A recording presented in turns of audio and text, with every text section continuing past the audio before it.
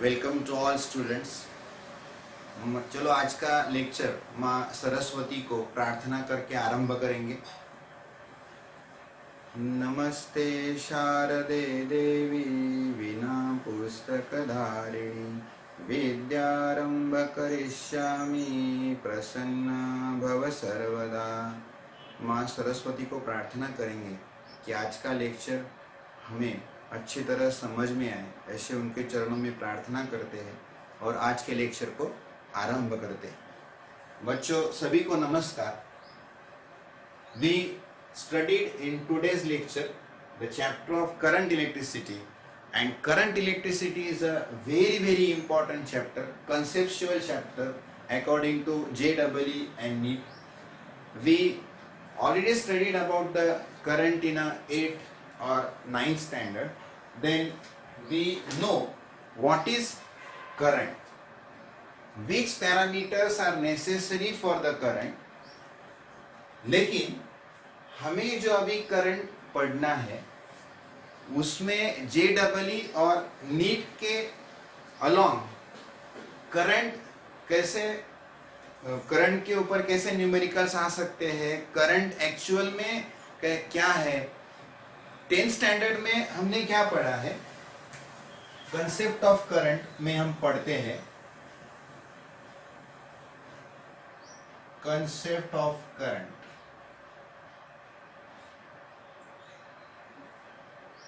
आज के लेक्चर में हम कंसेप्ट ऑफ करंट भी पढ़ेंगे। करंट का यूनिट क्या है, फॉर्मूला क्या है, करंट स्केलर क्वांटिटी है या वेक्टर क्वांटिटी है। हमने ये पढ़ा है कि करंट हमेशा इलेक्ट्रॉन के फ्लो के अपोजिट फ्लो होता है, मतलब करंट को डायरेक्शन है। और हमें पता है, we know that whenever the physical quantity which possesses the magnitude or direction, it is called vector quantity. Then current possesses the direction, it is a fundamental quantity, it possesses direction, but it is vector or scalar बाद में discuss करेंगे। पहले हम concept of current पढ़ेंगे, उसके बाद हम जब करंट फ्लो होता है तो सॉलिड में किसकी वजह से फ्लो होता है, लिक्विड में किसकी वजह से फ्लो होता है और गैसियस में किसकी वजह से फ्लो होता है। उसके बाद में हम टाइप्स ऑफ करंट भी पढ़ेंगे, करंट के कितने टाइप्स हैं, और लास्ट में हम इसके ऊपर न्यूमेरिकल्स भी लेंगे। आपको होमवर्क भी देंगे, वो होमवर्क के न्यूमेरिकल्स आप कमेंट्स बॉक्स में आंसर डालेंगे और हमें बताएंगे कि आप हमने जो लेक्चर लिया आपको कितने समझ में आया, उससे ही पता चलेगा। तो अभी सब विद्यार्थियों ने, बाहर लॉकडाउन है, आप सभी घर में ही हैं, बाहर लॉकडाउन है, लेकिन हमारे दिमाग और मन के सभी लॉक खोल दीजिए और हमारा लेक्चर ध्यान से सुनिए, यह आप सबको हमारी नम्र विनंती है। चलो, concept of current. Current we already studied, then the rate of flow of charge, rate of flow of charge. Current means the rate of flow of charge. The current divided by I is equal to rate आ गया मतलब time आ गया, rate flow of charge upon time, that is Q upon T। कई जगह ऐसे भी लिखते हैं, कई जगह ऐसे भी लिखते हैं, Q upon time, that is the rate of flow of charge, that is called current। Then the potential difference is necessary। हमने 10th स्टैंडर्ड में ये पढ़ा है, potential difference is necessary। potential difference is necessary for the flow of electric current। current is totally depends upon the potential difference between two ends of the conductor।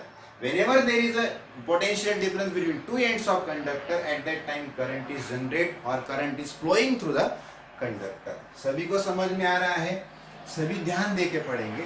I is a flow of charge upon time, that is a rate of flow of charge। then अभी current अगर generate होता है मतलब flow of charge होता है, तो flow of charge अगर होता है तो वहां पर फ्लो ऑफ चार्ज, करंट का मतलब है फ्लो ऑफ चार्ज।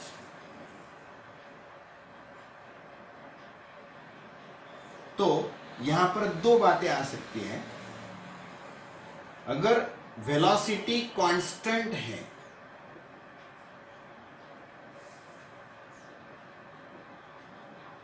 और वेलोसिटी वेरिएबल है, क्योंकि फ्लो होगा तो वेलोसिटी होगी, फ्लो होगा तो वेलोसिटी होगी, वेलोसिटी के बिना तो फ्लो हो ही नहीं सकता।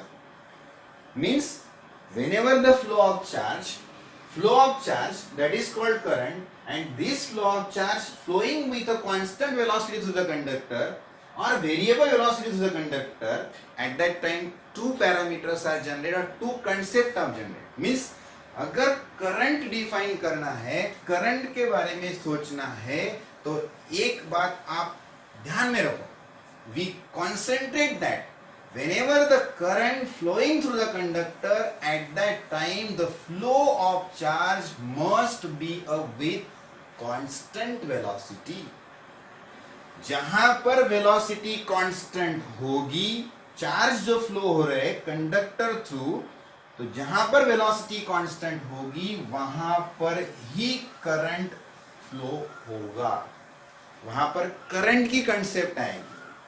और जहां पर वेलोसिटी वेरिएबल होगी, जहां पर वेलोसिटी वेरिएबल होगी वहां पर इलेक्ट्रोमैग्नेटिज्म की कंसेप्ट आएगी। मतलब यहां क्या होगा कि मैग्नेटिज्म की कंसेप्ट आएगी। मतलब यहां क्या होगा, वेलोसिटी अगर वेरिएबल है तो वेलोसिटी वेरिएबल है तो यहां पर एक्सेलरेशन आएगा, चार्ज एक्सेलरेट होगा। चार्ज अगर एक्सेलरेट हो रहा है तो वहां पर हम मैग्नेटिज्म का स्टडी करेंगे, बाद में हम स्टडी करेंगे, ये भी हम स्टडी करने वाले हैं फ्यूचर में। अभी हम फिलहाल देखेंगे कि वेलोसिटी अगर कांस्टेंट है तो वहां पर ही करंट का स्टडी हो सकता है। आप सभी को ये बात ध्यान में आई होगी। The rate of flow of charge is called current. Current can be defined I is equal to flow of charge upon time। The current is flowing through the conductor, at that time potential difference is necessary। whenever there is a flow of charge through the conductor, at that time the velocity must be constant, then we can say that the current flowing through the conductor, whenever there is a velocity is variable, at that time there is a formation of electromagnetism phenomena, means there is a acceleration is generated, means charge is accelerate, and then magnetism phenomena will be formed। then will this हम ये future में study करने वाले हैं, अभी हम इसके साथ जाएंगे। अभी देखो, अगर करंट का यूनिट डिफाइन करें, unit of current, unit of current आप सभी को पता है यूनिट ऑफ करंट क्या है, एम्पियर। एम्पियर ए, ऐसे भी लिख सकते हैं coulomb per second,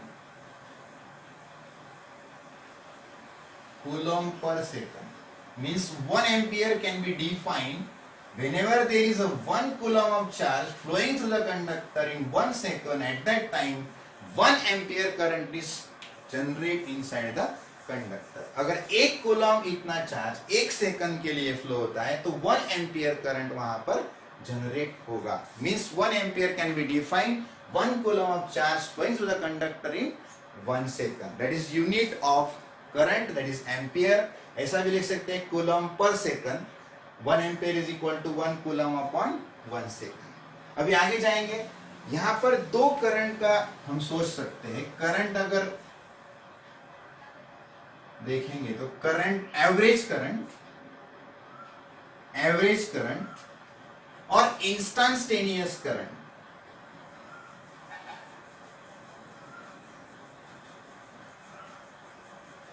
instantaneous current, current, average current और instantaneous current. Instantaneous current means current at any point of time. मतलब करंट 3 सेकंड पर कितना होगा, करंट 4 सेकंड पर कितना होगा, ये जब मतलब स्मॉलेस्ट में स्मॉल, वेरी स्मॉल टाइम पर कितना करंट होगा, वेरी स्मॉल टाइम पर कितना करंट होगा। और एवरेज हम कहां से कहा, मतलब 0 से लेके 2 सेकंड पर तक कितना करंट होगा, क्या करंट होगा, मतलब I average is equal to delta Q upon delta T, ऐसा लिख सकते हैं। और I instantaneous is equal to D Q by D T, ऐसा भी लिख सकते हैं। I average delta Q upon delta T ऐसा लिख सकते हैं, I instantaneous D Q by D T ऐसा भी लिख सकते हैं। मतलब अगर 0 से 2 सेकंड तक निकालना है, 0 से 2 सेकंड तक कितना करंट होगा, तो ऐसा आई एवरेज कैसा निकालेंगे, I average is equal to जैसे Q2 माइनस Q0, मतलब 2 सेकंड में कितना चार्ज, 0 सेकंड में कितने चार्ज अपॉन टाइम, ये एवरेज हो जाएगा, राइट। और यहाँ पर अगर निकालेंगे तो जैसे कि कोई दिया हुआ है, चार्ज दिया हुआ है, चार्ज की वैल्यू दी हुई है, तो उसको टाइम के साथ डिफरेंशिएट करेंगे, फिर टी की वैल्यू डाल के वहां पर हम करंट निकाल सकते हैं। I is equal to D Q by D T, we differentiate, suppose Q is equal to T square plus 2t, तो इसे हम डिफरेंशिएट करेंगे। या हमें पूछा है कि time t is equal to 3 second पर कितना करंट होगा, time t is equal to 3 second पर कितना करंट होगा, इसे डिफरेंशिएट करेंगे, क्या आएगा डिफरेंशिएशन 2t प्लस 2 ऐसा आएगा। तो यहाँ पर t इज इक्वल टू 3 डालेंगे तो वहां पर हमें करंट कितना मिलेगा, I is equal to D Q by D t 6 ampere मिलेगा। और यहाँ से यहाँ पूछा है तो 2 सेकंड और 0 सेकंड में कितना आएगा, तो पहले हम 2 सेकंड का करंट डालेंगे 4 प्लस 2, तो वहां पर 0 सेकंड तो 0 माइनस करेंगे और आई एवरेज हमें मिल जाएगा। आया हमें, आप स्क्रीनशॉट भी ले सकते हैं, आप नोट भी कर सकते हैं। जैसे कि आपको दिया हुआ है कि चार्ज अगर Q is equal to T square plus 2t plus 3, तो आई एवरेज निकालना है 0 to 2 सेकंड, और आई इंस्टेंटेनियस तो हमें एट 3 सेकंड। तो I इज इक्वल टू हमें पता है d Q by D t, तो इसको डिफ्रेंशिएट करेंगे 2t प्लस 2 आएगा, 2t plus 2 into 3 plus 2 is equal to 8 ampere, ये आपका इंस्टेंटेनियस करंट आएगा। अगर आई एवरेज निकालना है तो हमें Q2 minus Q0 upon T ऐसा करेंगे। तो यहाँ पर Q2 जो है 2 सेकंड है, तो फिर 4 प्लस 3 माइनस 3, क्योंकि ये 0 आएगा, 0 सेकंड डालेंगे तो अपॉन 3 देन अपॉन 2, तो ये कितना आएगा 4 plus 4 8 11 minus 3 upon 8 plus 3 11 minus 3 8 upon 2 it is 4 ampere. आप नोट कर सकते हैं। Steady current,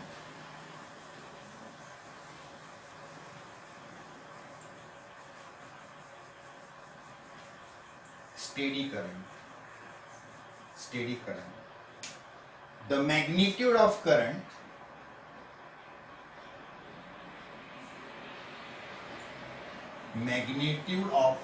current is not vary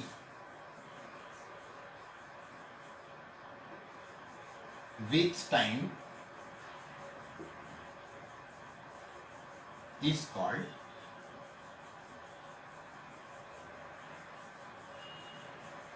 steady current. The magnitude of current is not vary with time, मतलब टाइम के साथ में करंट का मैग्नीट्यूड वेरी नहीं होता है। जैसे ग्राफ निकालेंगे तो ऐसे बताएंगे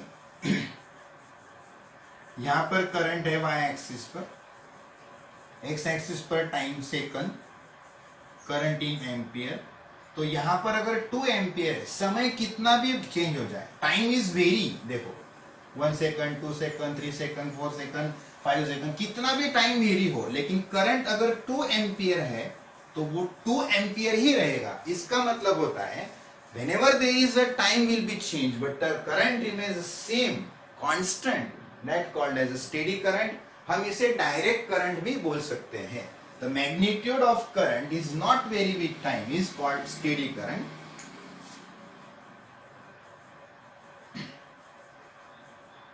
दूसरा variable current.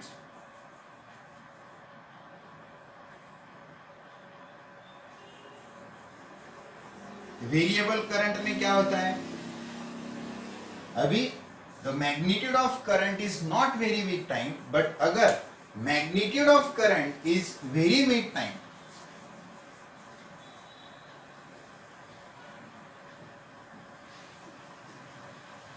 Magnitude of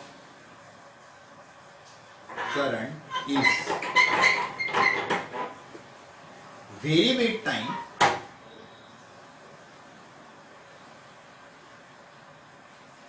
the magnitude of current is vary with time is called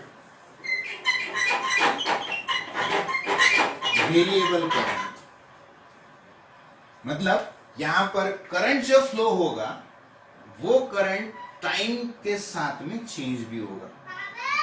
जैसे ये I एम्पियर t सेकंड, जैसे ये करंट फ्लो हो रहा है टाइम t सेकंड में, टाइम जैसे चेंज होगा करंट भी चेंज होगा। टाइम 1 सेकंड, 2 सेकंड, जैसे करंट 2 एम्पियर, 1 एम्पियर, 4 एम्पियर ऐसे चेंज होता जाएगा, उसे हम क्या बोलेंगे, variable current.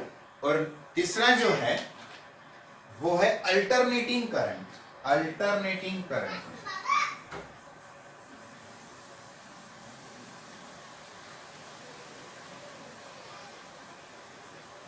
Alternating current AC।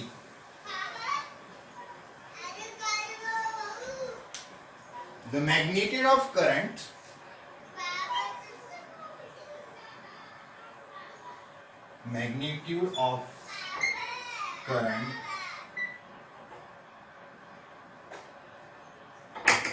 change with time periodically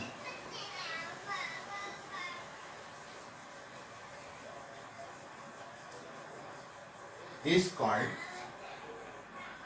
alternating current. में से ऐसे चेंज होगा, जैसे ये आया है, ये टी है, तो यहाँ पर करंट पीरियोडिकली चेंज होगा। इसका जो एक वेव फॉर्म होगी उसका टाइम पीरियड टी होगा।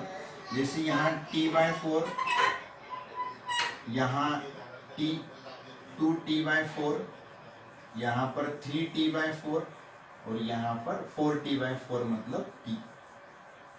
यहाँ पर t/2 भी लिख सकते हैं।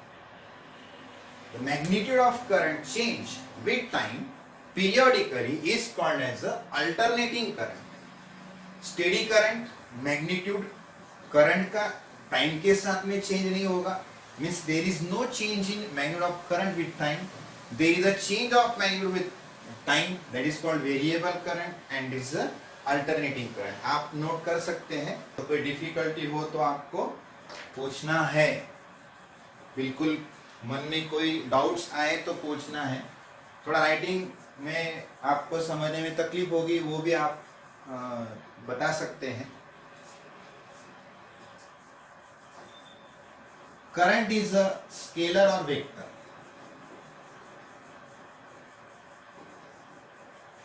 स्केलर और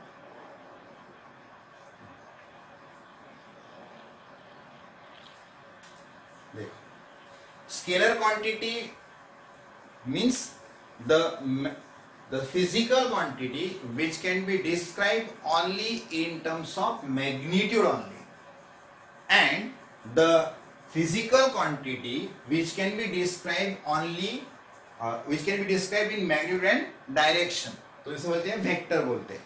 मींस स्केलर स्केलर मैग्नीट्यूड और direction, only magnitude, only magnitude.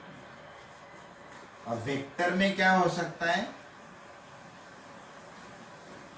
Vector में magnitude as well as direction.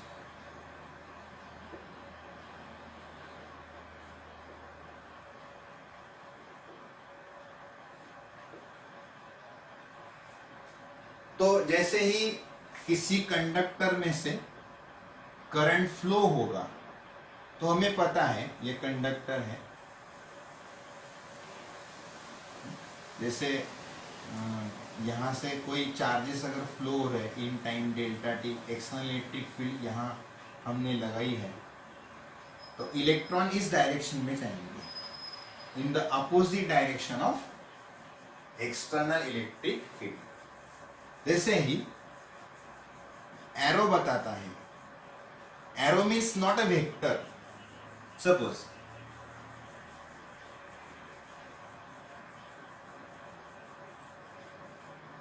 जैसे 7 एम्पियर है, ये 3 एम्पियर होगा, ये 4 एम्पियर होगा, ये ओ सी।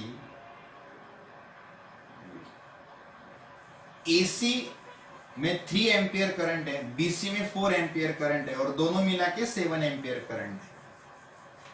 This arrow can not be indicate the current is a vector quantity, the arrow indicate the direction of positive charge. ये जो एरो है ये डायरेक्शन ऑफ पॉजिटिव चार्ज बताता है।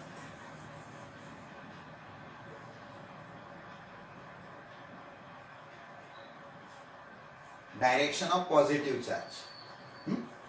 अभी देखो करंट को डायरेक्शन है, करंट पॉजिटिव से नेगेटिव की तरफ जाता है और इलेक्ट्रॉन्स नेगेटिव से पॉजिटिव टर्मिनल की तरफ आते हैं। Means electric current and electron both are opposite to each other. Direction of current is positive to negative, direction है। इसीलिए बहुत लोगों के या स्टूडेंट के दिमाग में आता है कि करंट को वेक्टर क्वांटिटी क्यों नहीं बोलते, उसे डायरेक्शन है तो भी उसे वेक्टर क्वांटिटी क्यों नहीं बोलते। ध्यान में रखिए, बिल्कुल मन लगा के सुनिए। वेक्टर क्वांटिटी डायरेक्शन होके भी, अगर मैग्नीट्यूड है 3 एम्पियर 10 एम्पियर तो उसे मैग्नीट्यूड भी है, डायरेक्शन भी है, तो भी वहां पर नहीं बता सकते। क्योंकि अगर देखो, अगर यहां पर हम एंगल भी ले ले, दो करंट के बीच में हम एंगल भी ले ले 60 डिग्री, तो भी ये एंगल की वजह से ये करंट 7 एम्पियर नहीं आ रहा है। Means the law of vector addition subtraction means vector algebra cannot be followed by the current. है ध्यान में, cannot be followed by the current. जो भी वेक्टर के लॉज है, वेक्टर की एडिशन है, वेक्टर अलजेब्रा जो है, वो करंट फॉलो नहीं करता। इसी वजह से हम स्केलर क्वांटिटी ही करंट को बोलेंगे, वेक्टर क्वांटिटी नहीं बोलेंगे। कई जगह आपको ये भी मालूम, किताबों में पढ़ेंगे आप लोग कि टेंसर क्वांटिटी भी बोलते हैं। अगर ऑप्शन में टेंसर क्वांटिटी दी हुई तो आप टेंसर ही बता सकते हैं, लेकिन वेक्टर नहीं बता सकते, क्योंकि जो करंट है वो वेक्टर के लॉ, वेक्टर अलजेब्रा के लॉ फॉलो नहीं करता। इसीलिए हम उसे स्केलर क्वांटिटी या टेंसर क्वांटिटी भी कह सकते हैं। Therefore, current is a scalar quantity. Current is a scalar quantity.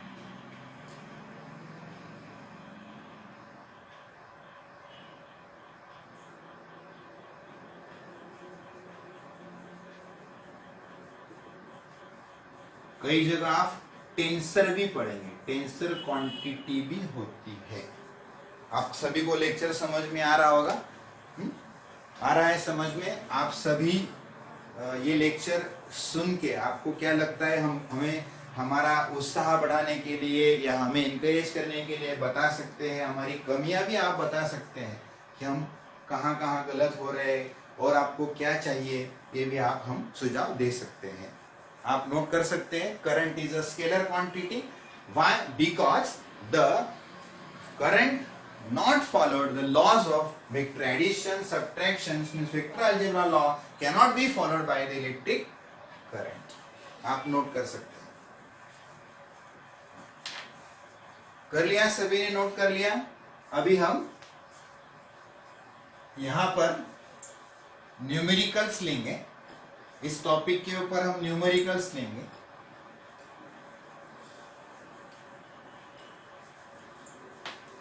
Electrostatic में आपने एक कंसेप्ट पढ़ी है, that is conservation of charge. जैसे कि अभी हमने देखा कि करंट एक स्केलर क्वांटिटी है, तो कंजर्वेशन ऑफ चार्ज होता है, क्योंकि current totally flow of charge पर डिपेंड करता है। कंजर्वेशन ऑफ चार्ज की वजह से भी हम उसे स्केलर क्वांटिटी बता सकते हैं, Q is equal to any, right. ये पढ़ी है हमने इलेक्ट्रोस्टैटिक में कंसेप्ट कि E means the charge of electron, it is 1.6 into 10 raised to minus 19 coulomb, and n is a number of charge, ये law of conservation of charge है, Q is equal to n। अभी हम इसका उपयोग भी करेंगे, use करेंगे इसका। हम एग्जांपल लेंगे।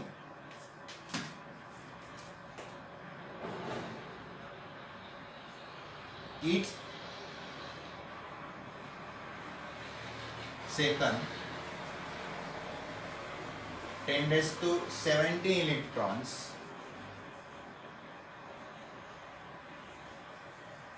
flows from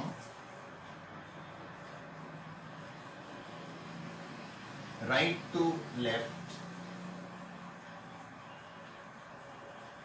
across section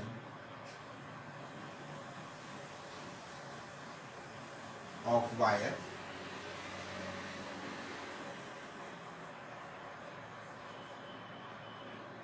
attached to the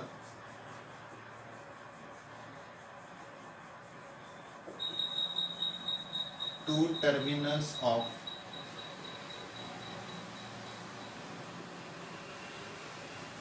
a battery. Calculate the magnitude and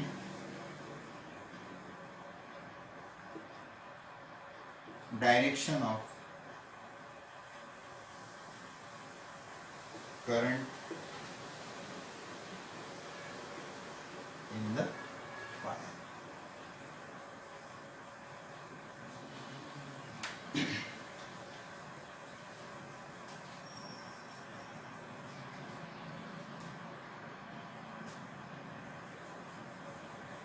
Each second 10 raised to 17 electrons flow from right to left, मतलब चार्ज राइट से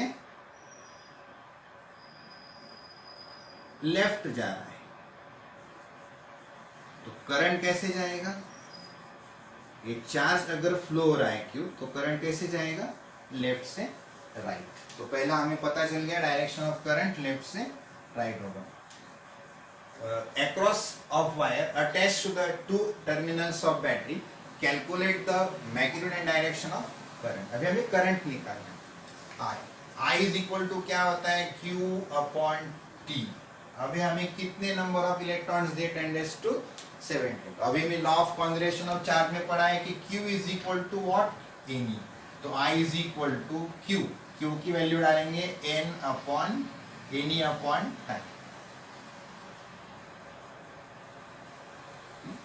तो n each सेकंड बोला है, मतलब every second 1 second, that is 10 raised to 17 into 1.6 into 10 raised to minus 19 upon 1.6 into 10 raised to minus 19 plus 17 minus 2 ampere. Note कर सकते हैं।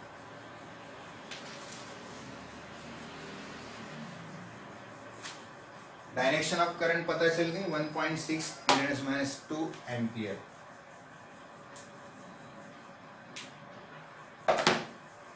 बाकी के लेक्चर आपको आगे आगे मिलते रहेंगे। आज का लेक्चर हम यही खत्म करते हैं, आगे करंट के न्यूमेरिकल्स भी लेंगे। तो आज पहला न्यूमेरिकल्स लिया हुआ है, एक न्यूमेरिकल्स आपका लिया हुआ है, तो आप इसके ऊपर से प्रैक्टिस भी कर सकते हैं। और आगे कल न्यूमेरिकल्स जारी रखेंगे। नमस्कार।